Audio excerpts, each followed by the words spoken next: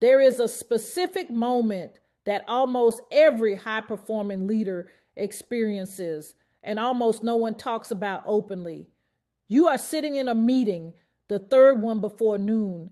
Someone is presenting a decision that needs your input. For a brief moment, you feel it before you speak, before you nod, and before you put your executive mask back on. Nothing. A quiet, flat nothing. Not confusion, not overwhelm, just a strange emotional blankness where your judgment used to live. That is not a bad day. That is not a personality flaw. That is a measurable neurological response to a stress pattern that leadership culture not only ignores, but also actively rewards. Here is what the research actually shows. A study published in the journal Frontiers in Psychology found that executives and senior leaders are significantly more likely to experience what researchers call emotional blunting before they ever report burnout. Not after, before. This means the warning system first breaks down quietly among those who are trained to operate it. And here is why that is relevant for you specifically. Corporate culture does not reward people who say they are struggling. It rewards people who deliver. So the most capable leaders on your floor, including possibly you, have spent years developing a very sophisticated ability to appear fine, to keep producing, and to keep deciding, even as their nervous system is sending signals that are not being answered. Resilience does not exist. That is dysregulation, wearing a business casual disguise. And here is the distinction. I need you to understand before we go any further. Stress and burnout are not on the same spectrum. Burnout is not just a lot of stress. Burnout is what happens after your body exhausts every available mechanism for managing that stress, and the system shifts into a fundamentally different mode, a conservation mode, a survival mode. By the time you recognize it as burnout, you have often been in that mode for months, sometimes longer. Let me describe something, and I want you to sit with whether this has ever felt familiar. You wake up at 5:47 a.m. before the alarm, not rested.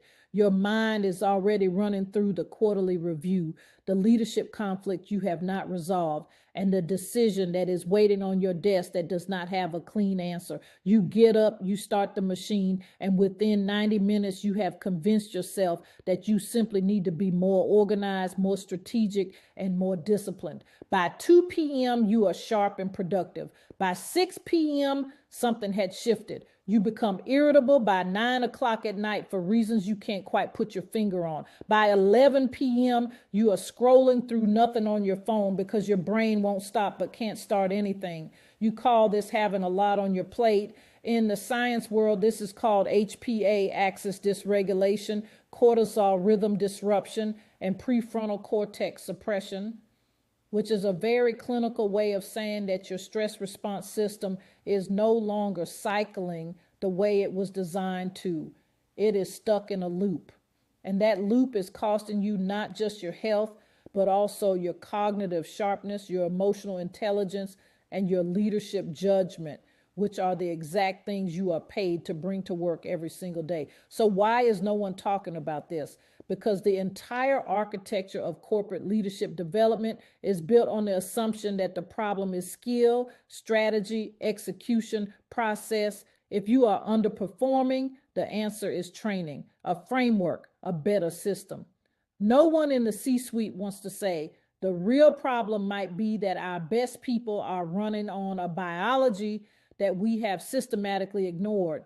I want to introduce you to a concept I call the stress architecture of leadership. Most stress management advice treats stress as an event.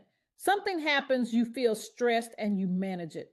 Breathe, rest, delegate. That model works for acute stress, which is short-term, identifiable, and resolvable. Leadership stress is not that. Leadership stress is chronic, ambient, and structural. It is not created by a single meeting or a single difficult quarter. It is the cumulative weight of sustained cognitive load, relational complexity, ethical decision-making, uncertainty tolerance, and the emotional labor of maintaining authority while caring about people. That is a different kind of biological burden, and it requires a different kind of response. There are three specific places where high performers misread their stress, and these misreadings are costing them years of performance and health. The first is what I call the competence trap. When you are genuinely skilled at your work, you can continue performing long past the point where your body is asking you to stop. You interpret this as strength. What it actually is, from a neurological standpoint, is your prefrontal cortex running on override, suppressing the limbic distress signals that your body is generating. This kind of behavior is not sustainable, and it does not feel like burnout until the override fails, which usually happens at the worst possible time. The second is the productivity bias.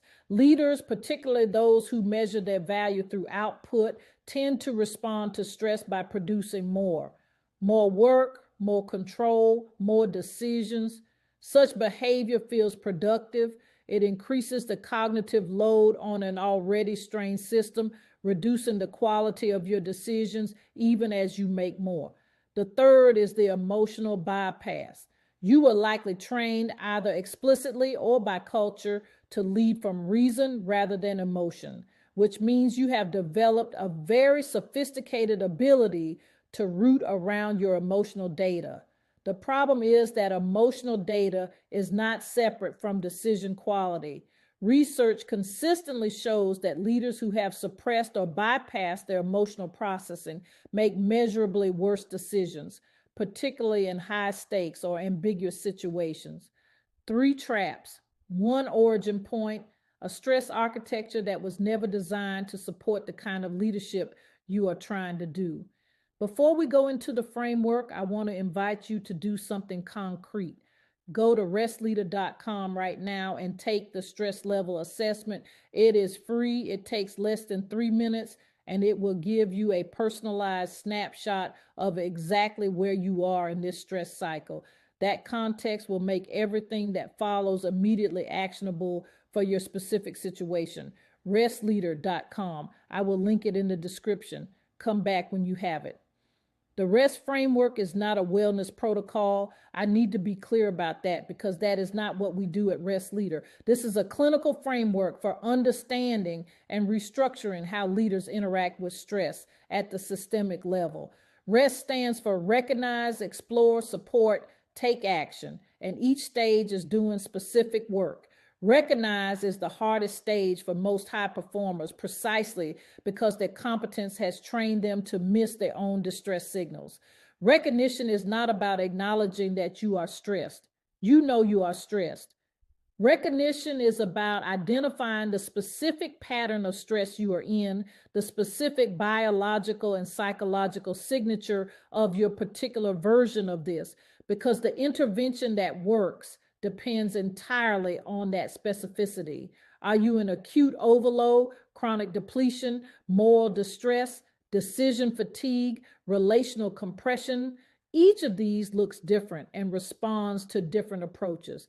This is why generic stress management advice produces generic results. Explore is the stage where you examine the structural conditions that are generating your stress, not just the symptoms. Most executive coaching and leadership development focuses on the symptoms, the poor sleep, the irritability, and the loss of motivation.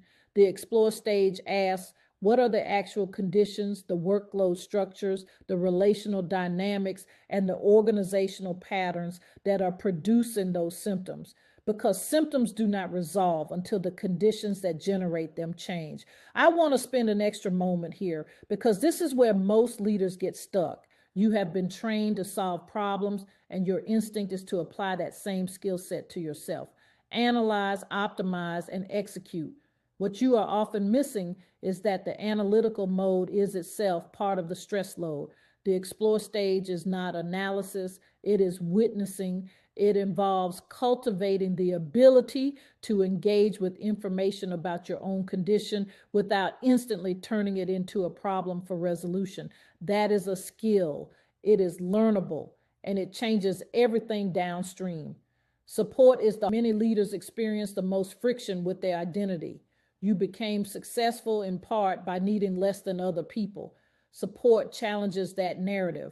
And take action is not the generic do something that you might expect at the end of a framework. In the REST model, take action is specific, time, and biologically informed. It means making adjustments to your stress architecture that are grounded in where you actually are in the stress cycle, not where you wish you were or where your calendar suggests you should be.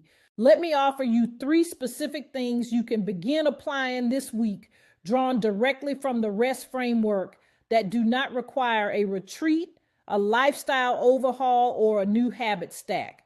The first is what I call the decision load audit. For the next 5 business days, at the end of each day, write down every decision you made that required genuine judgment rather than routine execution.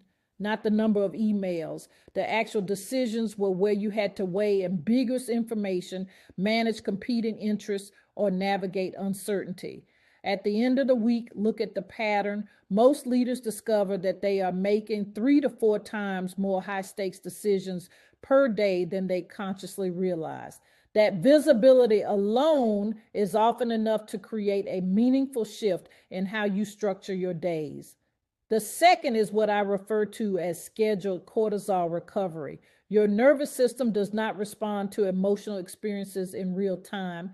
It processes them after the fact during downtime. If your schedule has no genuine downtime, no unscheduled, unproductive, unstimulated time, your cortisol is not recovering between stress cycles. It is stacking.